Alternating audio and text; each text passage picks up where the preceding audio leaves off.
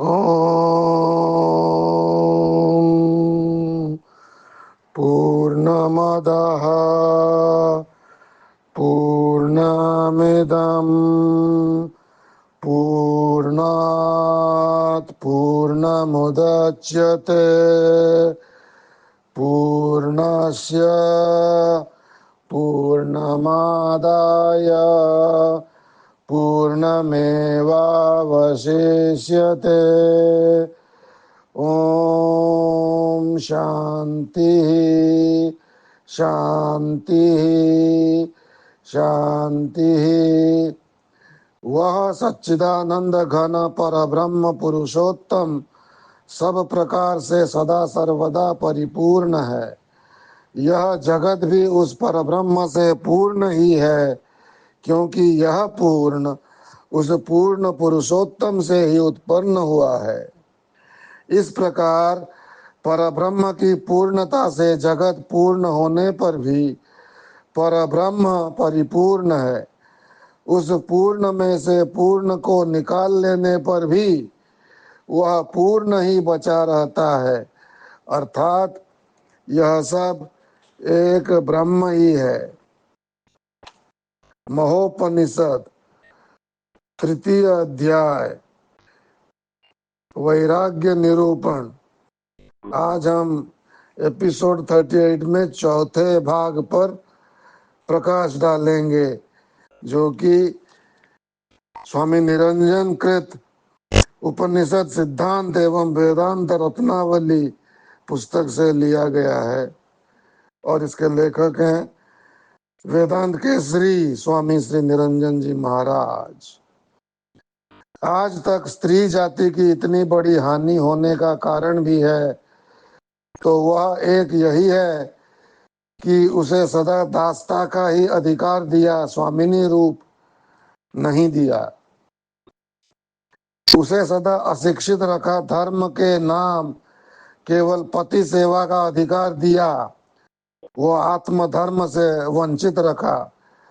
अशिक्षित रहने से सतशास्त्रों के अध्ययन लाभ से भी वंचित रखा गया। तो उन्हें विवेक जागृत हो तो कैसे हो। सब शास्त्र, सब नियम, सब कानून की पुस्तकें स्वार्थी पुरुषों द्वारा लिखी गई हैं। अपने स्वार्थ की हानि को गैर कानून करार दिया।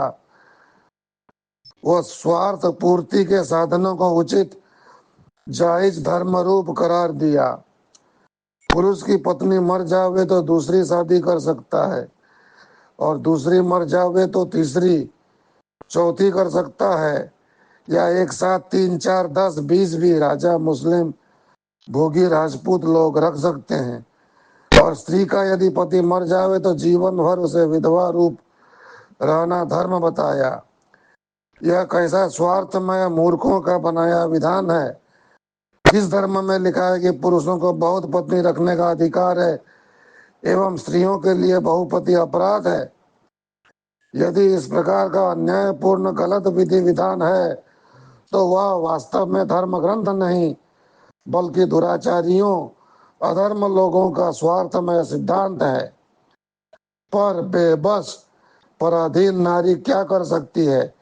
32 दांतों के बीच एक जीव जिस प्रकार जीवन वृक्षण करती है, तनिक भी बाहर निकले तो दांत द्वारा कुचल दी जाती है, उसी प्रकार सबके पूजनीय, प्रातः वंदनीय, स्मरणीय देवी भवानी स्वरूपा स्त्री यदि थोड़ा भी स्वतंत्र होने का प्रयास करती है, अपने जीवन की उन्नति है तो कुछ सुधार करना चाहती है, तो क्रूर राक्षसों द्वारा कुचल दी जाती है।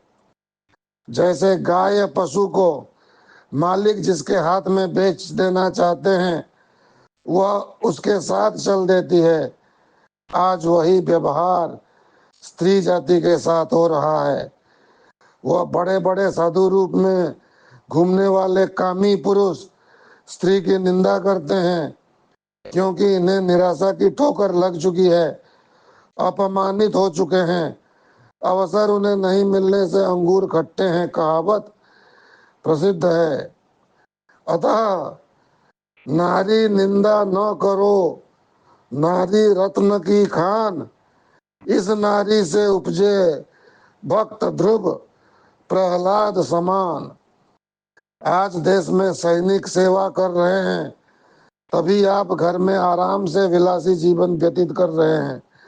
कहिए, ये सैनिक देशभक्त क्या बाढ़ में बहकर आए हैं? यह स्त्री का ही देशभक्त दयावान उदार हृदय है, जो अपने सौभाग्य की चिंता न कर अपने प्राणाधार पतिदेव को विजय माला पहना देश सेवा में भेज छुप छुप कर रो रो कर भी जी लेती है। यत्र नार्यस्तु पूज्यन्ते रमन्ते तत्र देवताः। यत्र नार्यस्तु पूज्यन्ते रमन्ते तत्र देवताः। जहाँ स्त्रियों का आदर सत्कार होता है, वहीं देवता रमण करते हैं। जिन तन दियो ताही निंदियायो ऐसो नमक फरामी। तुलसीदास। अगर यह स्त्री जाति निंदनीय है तो बड़े साधु, सैनिक, वैज्ञानिक, ज्ञानी, भक्त क्या आकाश मार्ग से बरसात में टपक कर कहीं अवतरित हो गए? याद रखो, संसार में कोई भी वस्तु हमारे अहित के लिए उस परम पिता परमेश्वर ने उत्पन्न नहीं की। सब हमारे सहायक हैं, लक्ष्य में पूरक हैं। विश्वकर्ता परम पिता अपने संतान को उत्पन्न कर क्या उसके लिए कोई मारक विष का उत्पन्न करेगा? कभी नहीं। यह क्रूर कार्य तो संसारी पिता भी नहीं कर सकता। जो थोड़ा भी दयालु होगा, फिर वह करुणा सागर बिनु हेतु सने ही क्या हमारे लिए कोई मारक पदार्थ की रचना करेगा? कदापि नहीं। जो यह विष भी परमात्मा ने बनाया है, तो इसी विष द्वारा वैद्य डॉक्टर लाखों बीमारियों को रोग से मुक्त दिलाते हैं। मैं आपसे पूछता हूँ, यह अन्न क्या आपके हमारे मारने हेतु बनाया है? किंतु जिह्वा स्वाद में ज्यादा खा जाने पर कोई मूर्ख काल कवलित होता पाया जाए तो क्या कहा जाएगा कि भगवान अन्न न बनाते तो मरता नहीं? देखिए, प्रत्येक वस्तु उचित मात्रा में ग्रहण करने से वह कल्याण स्वरूप ही होती है। विष भी व्यर्थ तत्व नहीं है। अगर वह न होता तो सैकड़ों हजारों रोगी नित्य काल कवलित हो जाते।